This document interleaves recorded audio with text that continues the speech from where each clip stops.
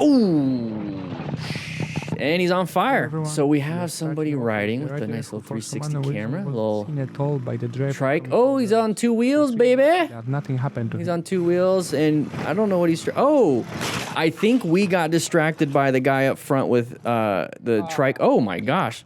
Yep, that's not good. So what do we do? What do we do? Your bike's kind of done. You can barely see it, so I want you guys to take a look at this person. You guys see that person at all on your screens?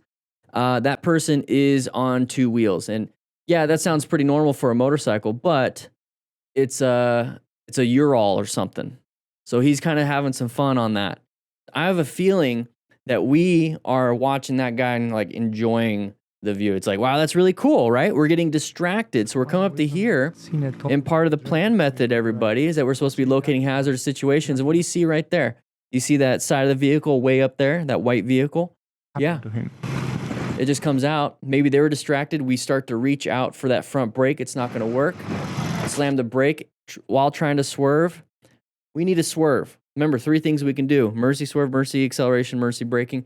We tried to brake. It wasn't going to work. We needed to swerve and get ourselves out of there. Happened to him. All right, here we go, riding around here. Nice little roundabout. Huge roundabout. What is he doing off-road, though? Not paying attention whatsoever. That's what he's doing. Beep, beep, beep, beep. So I'm worried about his ankle. So right now he is currently on the line. So he's really riding the line, and I think he got his tire inside the little gap and got a little trapped. Got a little trapped there, and that's not a fun feeling. So he's getting in right here, and he's gonna dump in. There it is. Now he's trapped into that little area. If you get into that position, really get yourself out of it. It's like a tram track thing. You really got to bump yourself out of it, or just apply the brakes right now and stop, and then kind of like turn your handlebars, friction zone, throttle yourself out of it, and get back on the road. All right, so we're riding in the rain. We have big issues when it comes to traction control. That was a high side incident. Oh, geez. So we're coming up onto, or we're getting off an on-ramp. It looks like we were on the highway, got on the on-ramp, and we're just kind of going. But the problem here is that there's rain on the road, which is not really a big problem if we have really good tires.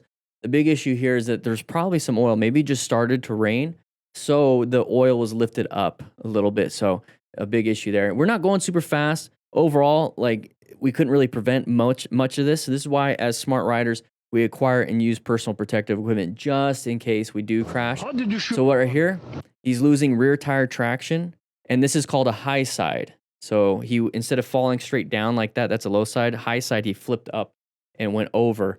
And that's going to be a very high mechanism. That's where he's being launched and he puts his hands out. So once again, wear some gear just in case. And then we have this right here.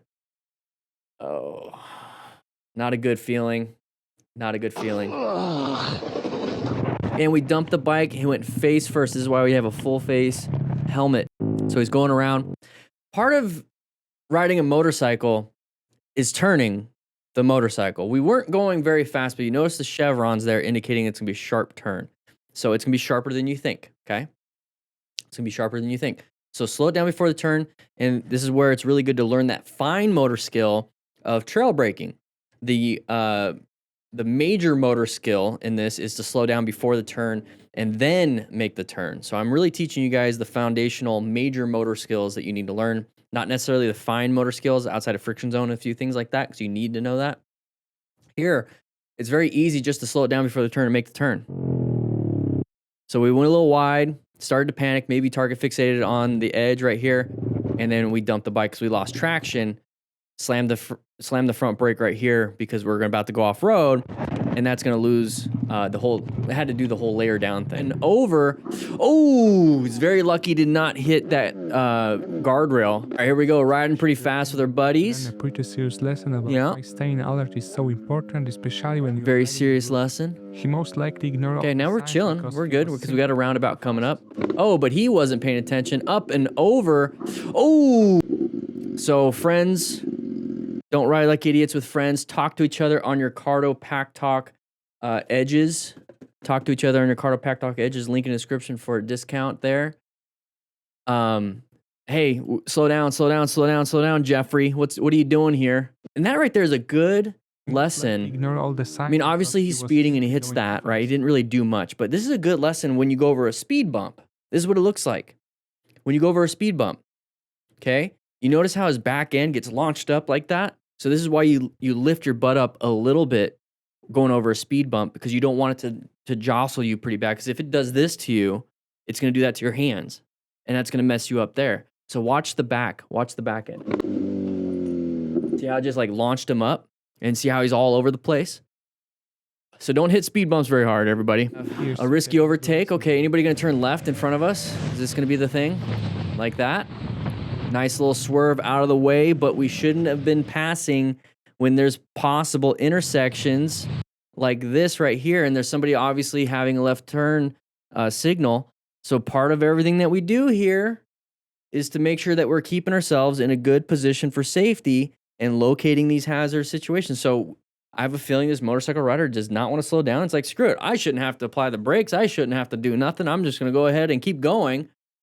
Well, you're going to put yourself in danger if you're going to be like, I'm just going to keep going. You have to go with the flow of traffic. All right, we got some wheelies with some friends. Wild Kid Hill. All right, serious accident occurs resulting in injuries and hospital stay. Uh-oh. Shouldn't have done that. Oh! Terrible crash. Of course that's going to sustain some injuries. So this is why you need to be able to rescue each other. So everybody in the group ride should have some medical training. Looks like he's not getting up. He's unconscious. So we have a concussion. Will, talk to me, bro. He's starting to come to a little bit. You hear me? That 1,000-yard stare indicates that his brain is rebooting. Hey, listen. He needs to keep his mouth to the ground. Okay, so what do we do here? What do we do here, everybody? Write in the chat. What do you guys think? What should we be doing in this situation? I'd be concerned about anybody behind us running us over, because we're in the middle of the road, right? So I'd really try to secure the scene, so ensuring our own safety. Everyone's like, what do we do? They're just like pushing him like, hey, what? Will. I'd be concerned about any major bleeds. I'd be checking his body. Making sure he's actually breathing. Because honestly, if he's just going to stay on the ground like this and he's not breathing, we have to turn him over. We have to take his helmet off. We have to breathe for him. Like, that's going to be the thing. So you check his airway, you check his breathing, check if there's any major bleeding. So just be like, hey, let's leave him on the ground. And then he'll just kind of come to. Like, imagine if he's not breathing and we're just going to wait. And nobody knows what to do. Call 911 is definitely a good one. That'd be one of the very first things outside of trying to protect yourself. Hey, listen. He needs to keep his mouth to the ground. I think that's more of a panic response. And that's one of the things when it comes to any kind of training. You have a panic response, right? So if we see a car pull out in front of us, our panic response is slam the front brake. That's because of a lack of training.